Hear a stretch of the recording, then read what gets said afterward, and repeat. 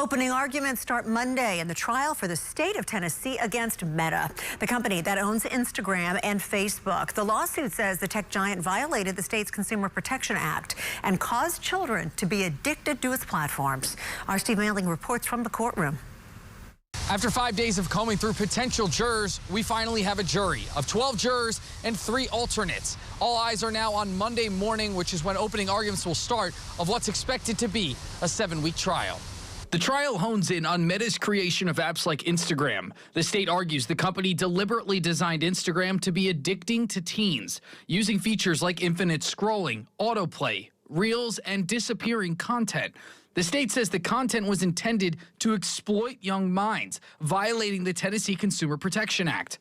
Meanwhile, Meta denies the accusations, saying they built safe defaults, including teen accounts and parental controls. They also argue that Section 230 in federal law protects them from third-party content liability. The company has been sued for these exact things in other states, including in New Mexico, where they were ordered to pay $375 million for misleading customers on child safety. As I mentioned, all eyes are now to Monday morning when opening arguments are expected to take place, and we are expecting Attorney General Jonathan Skrmetti to be in attendance to make the argument for the state of Tennessee. Reporting here at the Davidson County Courthouse, Steve Manling, WSMV4.